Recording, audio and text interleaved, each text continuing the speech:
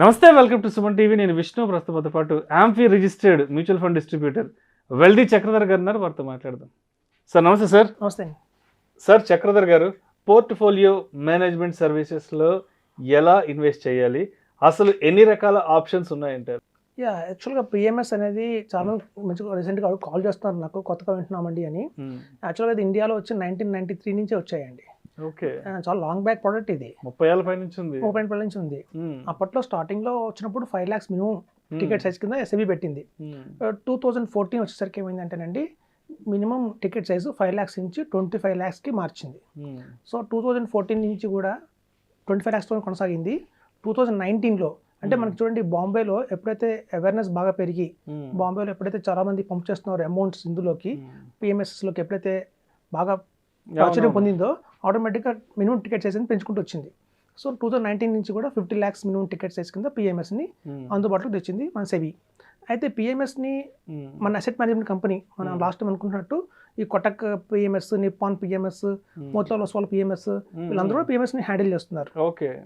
So అలా asset management company అందరూ కూడా పిఎంఎస్ని హ్యాండిల్ చేస్తారు. అలా కాకుండా కొన్ని అడ్వైజరీ కంపెనీస్ సపరేట్గా ఉంటాయండి, పూర్ణార్ధ అని అట్లాంటి కొన్ని కంపెనీస్ ఉన్నాయి, వాళ్ళు కూడా పిఎంఎస్ని హ్యాండిల్ చేస్తారు.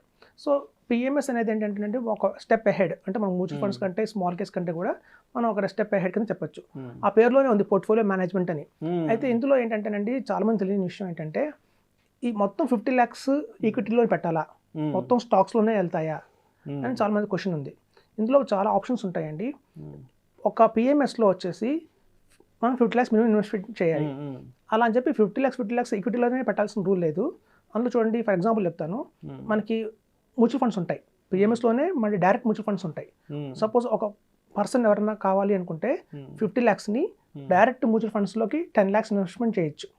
ఒక 10 lakhs ఏమో మనకి ఏంటంటే చూడండి, అసెట్, మల్టీ అసెట్ అంటారు. అంటే అందులో ఈక్విటీ ఉంటుంది, బాండ్ ఉంటుంది, గోల్డ్ ఉంటుంది, అట్లాంటి పోర్ట్ఫోలియో ఒకటి ఉంటుంది.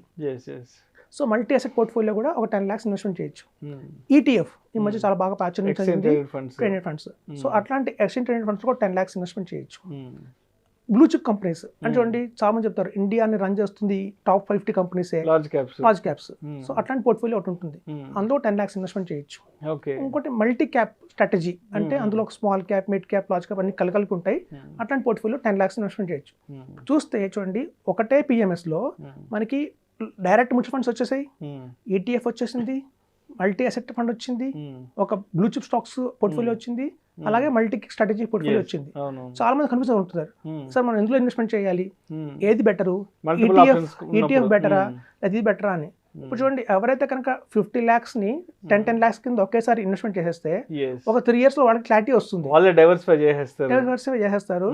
నిజంగా డైరెక్ట్ మ్యూచువల్ ఫండ్స్ లాభమా, ఈటీఎఫ్ లాభంగా ఉందా, లేదా మల్టీ క్యాప్ స్ట్రాటజీ లాభంగా ఉందని వాళ్ళకి అర్థమైపోతుంది. సో పిఎంఎస్ అనేది ఒక కాంబినేషన్ ఆఫ్. అలా కాకుండా కొన్ని పిఎంఎస్లు ఎలా ఉంటాయి అంటేనండి, ప్యూర్గా ఈక్విటీ ఉంటాయి, పూర్తిగా లార్జ్ క్యాప్ స్ట్రాటజీ కావచ్చు, లేకపోతే మల్టీ క్యాప్ స్ట్రాటజీ కావచ్చు. అలా కూడా 25 lakhs large cap strategy, 25 lakhs multi cap స్ట్రాటజీలో కూడా ఇన్వెస్ట్మెంట్ చేయొచ్చు. సో చాలా అల్టిమేట్ ఆప్షన్స్ ఉన్నాయండి. దగ్గర మన ఇండియాలో ఇవాళ రోజున 365 పిఎంఎస్లు ఉన్నాయి, 100 పైన ఉన్నాయి. సో అందులో కూడా చాలా మంచి రిటర్న్స్ ఇచ్చే పిఎంఎస్లు ఉన్నాయి. ఇప్పుడు చూడండి, చాలా మంది అంటారు సిఏజిఆర్లో చెప్పండి మాకు, సిఏజిఆర్లో చెప్తే మాకు కొంచెం బాగా అర్థమవుతుంది. ఇప్పుడు చూడండి, రీసెంట్గా మనం స్మాల్ క్యాప్ ఫండ్స్లో మనం తీసుకుందాం, ఇది మన క్వాంట్ స్మాల్ క్యాప్ 1 yearలోనే 75% రిటర్న్ ఇచ్చింది. అంటే సపోజ్ ఎవరన్నా 1 crore పెట్టారంటే 1 crore మీద 75 lakhs వచ్చినట్టే కదా. అలాగే బచత్ పిఎంఎస్ అని ఒకటి ఉంది, పిఎంఎస్, అది 1 yearలోనే 96% ఇచ్చింది రిటర్న్. అంటే 1 crore పెడితే 96 lakhs 1 yearలోనే. మరి దీనికన్నా హెడే కదా. కాబట్టి ఏంటంటేనండి, చాలా మందికి అవేర్నెస్ లేదు, పిఎంఎస్ ఇస్ మంచి ఆప్షన్.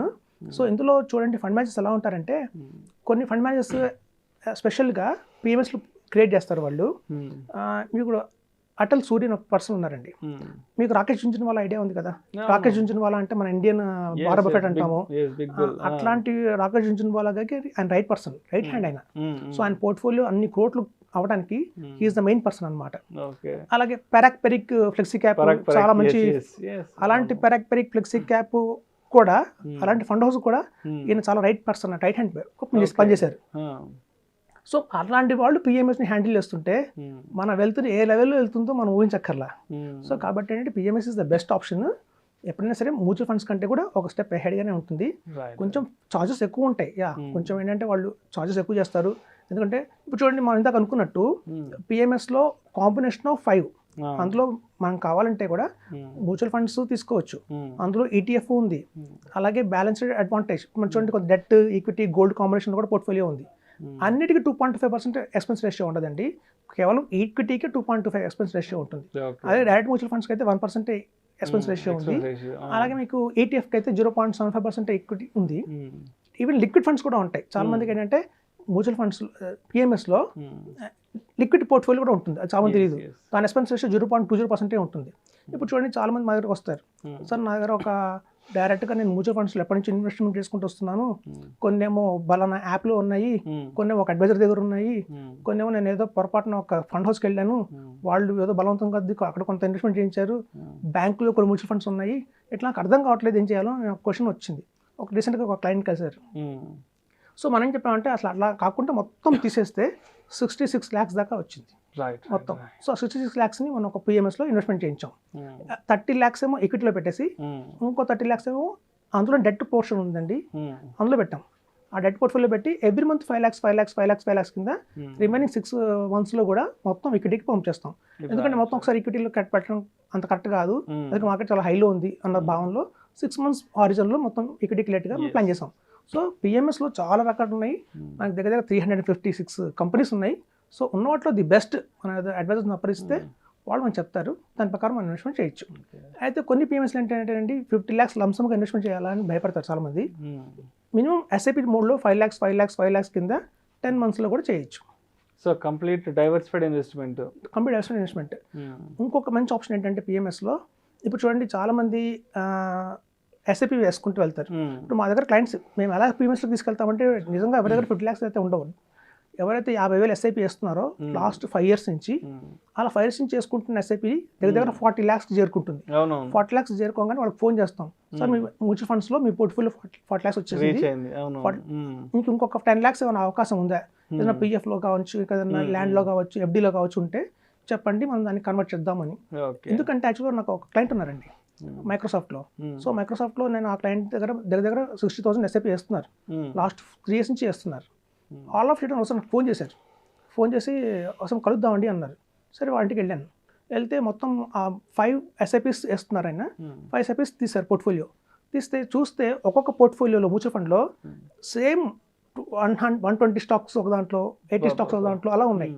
పైగా అన్ని మ్యూచువల్ ఫండ్స్లో కామన్గా HDFC, Reliance industries, ICICI bank, axis bank, ఈ కామన్గా అన్ని ప్రతి ఒక్క పోర్ట్ఫోలియోలో అవే ఉన్నాయి.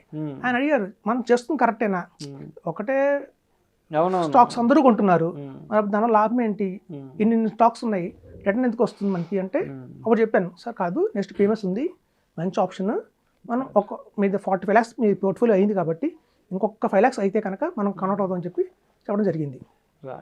సో ఎప్పుడైతే ఆయన మొదలు పెట్టారు పిఎంఎస్, మన దగ్గర కన్వర్ట్ అయిపోయారు. అక్కడి నుంచి చూడండి టాప్అప్ చేయొచ్చు. అంటే చాలా విషయం తెలియదు, పిఎంఎస్ కూడా టాప్అప్ ఆప్షన్ ఉంది. మన దగ్గర ఎప్పుడైనా 50,000 వచ్చాయా వేసేయచ్చు, అందులో మినిమం 50 lakhs ఇన్వెస్ట్మెంట్ చేస్తాము. పైన ఎప్పుడైనా మన దగ్గర హ్యాండ్లో మనీ ఉంది, 1 lakh ఉంది, ఆ 1 lakh అందులో ఇన్వెస్ట్మెంట్ చేసేయచ్చు. 2 lakhs ఉంది, టాప్అప్లో చేసుకుంటూ పోవచ్చు. ఎప్పుడైనా ఎమర్జెన్సీ వచ్చింది, అలా విత్డ్రా కూడా చేయొచ్చు. ఇప్పుడు 10 lakhs మనకు ఎమర్జెన్సీలో అవసరం అయింది అనుకోండి, విత్డ్రా చేసేయచ్చు.